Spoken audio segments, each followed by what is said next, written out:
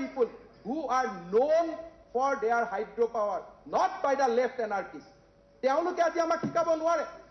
আজি আমাক যদি কোনোবাই শিকাব খুজিব, অসমীয়া যিসকল বিদ্যুতৰ লগত জড়িত ব্যক্তি আছে, অভিযন্তা আছে, তেওঁলোকে আমাক আহি কওক যে সোৱণশিৰি দামত কি কি ভুল আছে।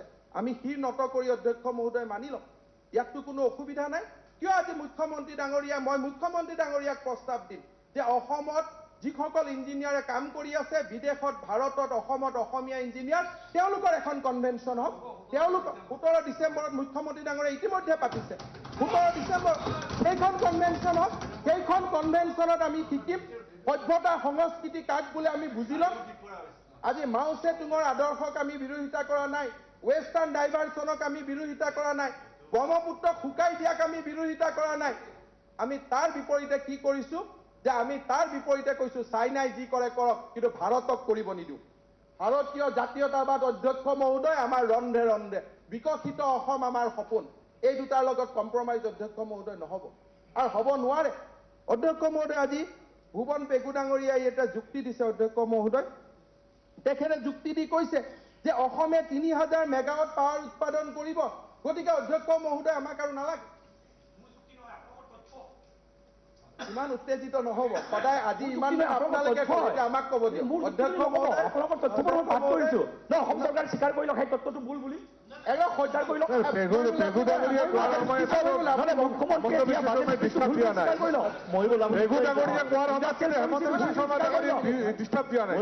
আৰু ব্ৰহ্মপুত্ৰ ইউজাৰৰ কথা কৈ আছো, শুনি আছো, মাছ মাৰি খাই আছো, এইটো ইউজাৰ ৰাইট নহয়।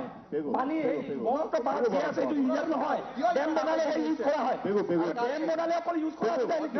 মোৰ নামটো কিয় লৈ আছে? মোৰ নামটো কিয় লৈছে? শুনক না, নহয় নহয়, মোৰ নামটো কিয় লৈছে? ব্ৰহ্মপুত্ৰত আমি জীয়াই আছো, মাছ মাৰি খাই আছো, ইউজাৰ নহয় নেকি? ইউজাৰ নহয় নেকি? পানী যে সভ্যতা আমাৰ গৌৰ হৈছে, ইউজাৰ নহয়। ডেম বনালে ব্ৰহ্মপুত্ৰত ৰাইট থাকে নেকি? ডেম বনালে আৰু ৰঙানদী ডেম, ৰঙানদী ডেম ভুল ডেম এটা বনাইছে, লখিমপুৰত তাণ্ডৱ চলাইছে, ভুল ডেম বনাই তাণ্ডৱ চলাইছে, ভুল ডেম বনাই লখিমপুৰত তাণ্ডৱ চলাইছে। ডেমৰ নেটৱৰ্ক মানে স্বীকাৰ কৰিছে।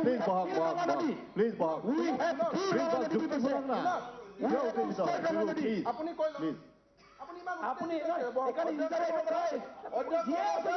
মাছ মাৰি খাই আছো, আপুনি কিয় ইমান আৱেগিক হৈছে? ডেম বনালে সেই হওক, ৰ'বচোন, আপুনি কেনেকে ক'ব? আপুনিতো ইংৰাজীত পঢ়া, ইংৰাজীৰ পিজি, হওকচোন। দেখিছো নহয়,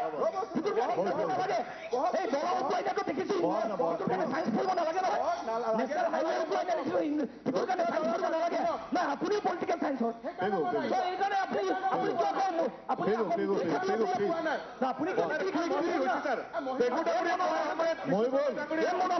আপুনি থিয় নহবচোন, বিশ্ব শৰ্মা ডাঙৰীয়া আপুনি বাৰে বাৰে থিয় নহব। আমি দেখি আছো বালিচৰ হৈছে, ধ্বংসলীলা হৈছে। অধ্যক্ষ মহোদয়, যদি ভুৱন পেগু ডাঙৰীয়াৰ কিবা ক'বলগীয়া আছে মই 10 মিনিট আৰু তেওঁক ক'ব দিওঁ, মই বহি যাওঁ, কিন্তু মোৰ ভাষণৰ মাজত তেওঁ ক'ব নালাগে।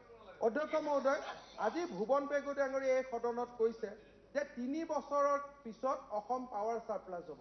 অধ্যক্ষ মহোদয়, মই আপত্তি কৰিব খোজা নাই, কিন্তু অধ্যক্ষ মহোদয় এইখন সদনত আমি 3 বছৰৰ কাৰণে অহা নাই। অধ্যক্ষ মহোদয়, আমি এইখন অসমত আহিছো মাননীয় অধ্যক্ষ মহোদয়, অসমৰ উত্তৰ পুৰুষৰ কাৰণে, যোনে আজিও অসমত জন্মগ্ৰহণ কৰা নাই সেইসকলৰ কাৰণে। অধ্যক্ষ মহোদয়, গুৱাহাটীত মই এটা ৱাটাৰ ছাপ্লাই স্কিম কৰিছো, টাৰ্গেট লৈছো 2050 চনত কিমান জনসংখ্যা হ'ব।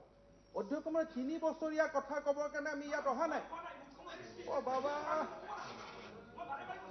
আপুনি ইণ্টাৰফেয়াৰ নকৰিব না প্লিজ।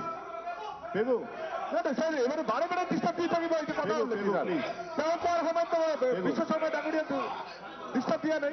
অধ্যক্ষ মহোদয়, আইতাৰ আপুনি মুখ্যমন্ত্ৰী ক'ত কৰি আছো? নহয়, মুখ্যমন্ত্ৰীয়ে লিখা কথা। ঠিক আছে, আমি শুনা নাই, কথা বুলি কোৱা, মোৰ কথা বুলি নকব। ঠিক আছে, মই কৈছো ভুৱন পেগু ডাঙৰীয়াই অসমৰ বাজেটক উদ্ধৃতি দি যিখিনি কৈছে, আপুনি নিজে পঢ়ি লওক, আপুনি নিজে পঢ়ি লওক। এইখন আমি জানোৱেই, দিয়ক না, দিয়কচোন, দিয়ক।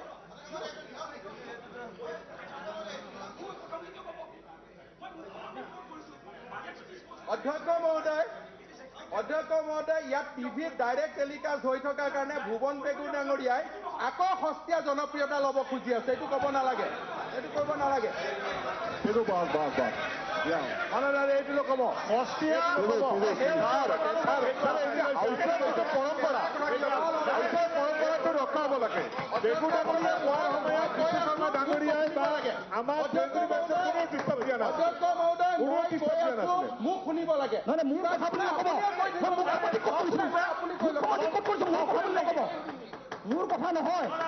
This is not my version.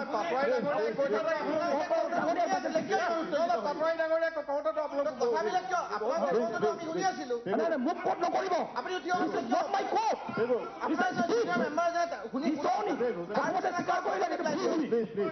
মোৰ কথা নহয়, মুখ্যমন্ত্ৰী মই কিবা যদি আনপাৰ্লিয়ামেণ্টাৰী ৱৰ্ড কৈছো মোক এক্সপ্লেইন কৰিব। মোৰ বুলি নক'ব, মোৰ বুলি নক'ব। কিন্তু আপুনি মই ক'ত কৰিছো? আপুনি বক্তব্য নহয়, আপুনি নিশ্চিত কৰি আছে। মুখ্যমন্ত্ৰীয়ে কৈছে এক্সপ্লেইন কৰিছে।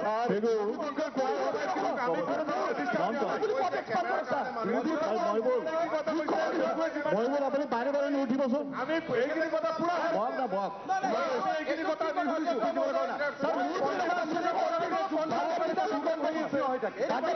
ধৈৰ্য থাকিব লাগে। ধৈৰ্য থাকিব লাগে। ছাৰ এইটো বৰ আপোনালোকে যুক্তিৰ পৰিৱেশ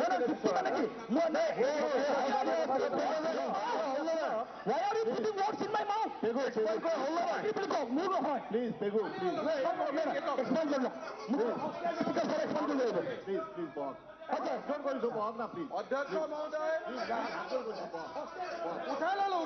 উঠাই ললো। কথাখিনি ক'ব দিব লাগে আজি। ছাৰ মই হেৰি নকৰোঁ ছাৰ। মানে কথাটো হৈছে কি যে সদনত যেতিয়া আজি হিমন্ত বিশ্ব শৰ্মাই যিটো কথা কৈছে, নহয় ৰ'ব।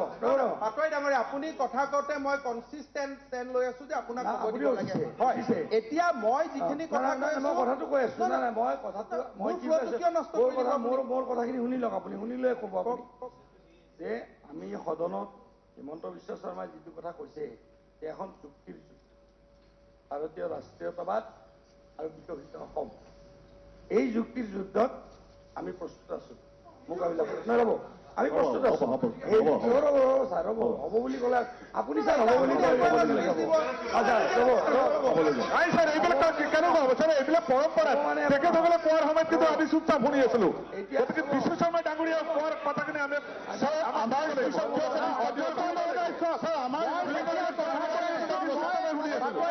সমৰ্থন কৰি আছো। এতিয়া আপুনি মোক মই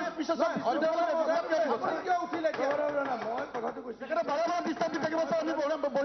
অধ্যক্ষ মহোদয়, কথাটো এনেকুৱা হ'ব লাগে যে যিজন বক্তাই যেতিয়া বক্তৃতা ৰাখে, কাৰোবাৰ ক'বলগীয়া থাকিলে তেওঁ বক্তৃতা শেষ হোৱাৰ পিছত উঠি পেলাই কওক, এইটো কথা হ'ব লাগে। কিন্তু মই বক্তৃতা ৰখা অৱস্থাতে দেখিছো মইতো হাত দি আছো। ইমান হুলস্থুল, মানে এনেকুৱা পৰিৱেশ। অধ্যক্ষ মহোদয়, এতিয়া মই অধ্যক্ষ মহোদয় মোৰ আচল স্পীচটোত গৈছো। অধ্যক্ষ মহোদয়, তৰুণ গগৈ ডাঙৰীয়াই সদনত দিয়া বাজেট এখনক উদ্ধৃতি দি আমাৰ সন্মানীয় সদস্য ভুৱন পেগু ডাঙৰীয়াই কৈছে, মই একদম ক্লিয়াৰ কৰিব, সেইটোৱেতো কথা। তেওঁ কৈছে, মুখ্যমন্ত্ৰী ডাঙৰীয়াই কৈছে নেক্সট 3 yearsত আমি ইলেক্ট্ৰিচিটি ছাৰপ্লাছ হ'ম। অধ্যক্ষ মহোদয়, কিমান দিনৰ কাৰণে? তেওঁ কৈছে 3 বছৰ পিছত আমি ছাৰপ্লাছ হ'ম। কিন্তু তেওঁতো কোৱা নাই যে নেক্সট 100 yearsৰ কাৰণে আমি ছাৰপ্লাছ হ'ম। অধ্যক্ষ মহোদয়, it is a simple equation. অধ্যক্ষ মহোদয়, ইয়াত কোৱা হৈছে, আজি ভুৱন পেগু ডাঙৰীয়া অধ্যক্ষ মহোদয় সদনত থিয় হৈ কৈছে যে কৰবাত থাৰ্মেল প্ৰজেক্ট হৈছে 700 মেগাৱাট অমুকত অমুক। অধ্যক্ষ মহোদয়, আমি সকলোৱে জানে আজি যিসকলে ইয়াত জৈৱ বৈচিত্ৰ্যৰ কথা কৈ আছে, যিসকলে পৰিৱেশৰ কথা কৈ আছে, থাৰ্মেলকতো আমি বহুত দিন ছাপোৰ্ট কৰিব নোৱাৰো। আজি কাৰ্বন যিমানটো ইয়াৰ পৰা উলিয়াই যায়, যিমানটো কাৰ্বন কৰে, আমি বাধ্যত পৰি অধ্যক্ষ মহোদয় আজি আমি ইয়াতে থাৰ্মেল প্ৰজেক্টখিনি ছাপোৰ্ট কৰিছো আউট অফ কম্পালচন, কাৰণ আমাৰ কোনো অপশ্যন নাই। কিন্তু অধ্যক্ষ মহোদয়, আমাক যদি 50 বছৰৰ কাৰণে যদি অসমখনত বৈদ্যুতিক ছাৰপ্লাছ হ'ব লাগে, অধ্যক্ষ মহোদয় আমাক অল্টাৰনেট পাৱাৰ চ'ৰ্চ লাগিব।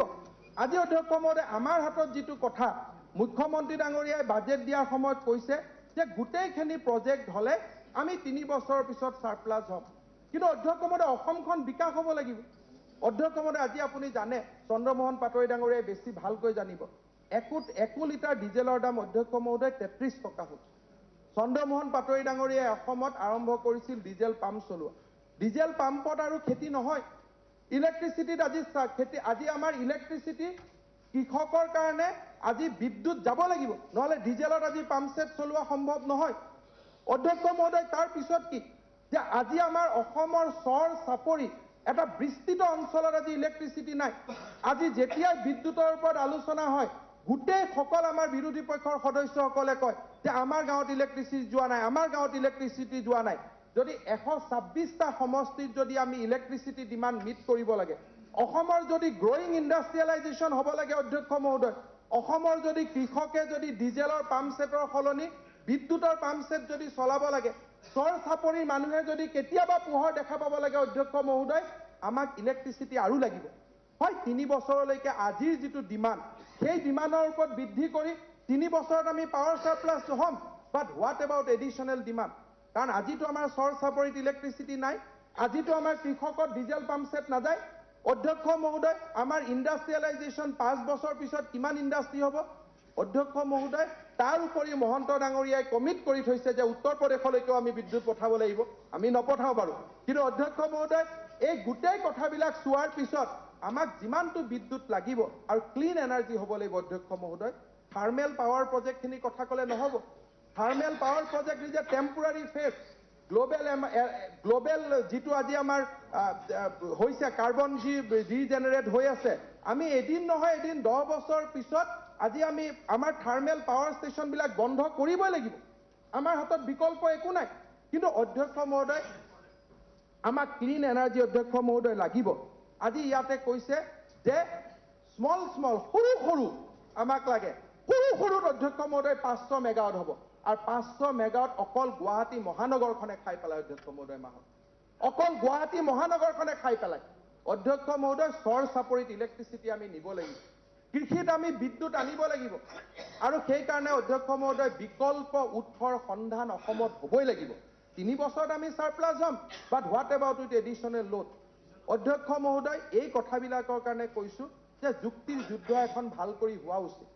যুক্তিৰ যুদ্ধ হোৱা উচিত। অসমীয়া মানুহ আছে অধ্যক্ষ মহোদয়, অসমীয়া মানুহ নাথাকা নহয়, আমি বাহিৰৰ এক্সপাৰ্টত যাব নালাগে। অসমীয়া বহুত অভিযন্তা আছে, সেই অভিযন্তাসকলৰ কথা অধ্যক্ষ মহোদয় আমি শুনিব লাগিব, জাতিয়ে শুনিব লাগিব। কাৰণ আজি চাইনাত 3 গৰ্জিয়াছ ডাম বনাইছে, আৰ্থকুৱক ৰেজিষ্টেঞ্চ কৰি ডাম বনাইছে। কোনে বনাইছে? চাইনাৰ অভিযন্তাসকলে। এখন জাতিয়ে আমাৰ জাতিৰ অভিযন্তাসকলৰ ওপৰত আমি বিশ্বাস ৰাখিব লাগিব। অভিযন্তাসকলক আমি মাতি আনি কথা শুনিব লাগিব। অধ্যক্ষ মহোদয়, ইয়াৰ পিছত প্ৰশ্নটো আহিছে যে এক্সপাৰ্ট কমিটিখনে কি কৈছে? আজি বিশেষজ্ঞ কমিটিখনৰ কথাক লৈ পেলাই আমি তেওঁলোকক আজি আমি কি ধৰণে মই নাজানো, বিশেষজ্ঞসকলক মাতি আনিছো, আমি কিয় তেওঁলোকক সন্মান দিব পৰা নাই? অধ্যক্ষ মহোদয়, বিশেষজ্ঞসকলে কি কৈছে? আমি বিশেষজ্ঞ সমিতিৰ ৰিপৰ্টৰ লগতো অসম চৰকাৰে কেতিয়াও আমি কোৱা নাই যে আমি বিশেষজ্ঞ কমিটিৰ ৰিপৰ্টটোক আমি অৱজ্ঞা কৰিছো। এটা ছেটেলাইট চেনেলত অধ্যক্ষ মহোদয় চন্দন মহন্ত ডাঙৰীয়াই ইণ্টাৰভিউ দিছিলে। তেওঁ কি কৈছে? যে we have recommended some remedial measures like 5 flood moderation to prevent flooding in the downstream area in Assam. Chandan Mohanto and professor of IIT Guwahati has said. Tar pisot Chandan Mohanto dangore ki koise je at present there are no flood control moderators. We agree in the ongoing project, hence there are apprehensions of excessive flooding. Tar mane jodi flood moderator to ami include koru problem eku nai. Tar pisot koise but if remedial measures are incorporated there should be no problem. Chandan Mohanto ডাঙৰীয়াই এটা satellite channel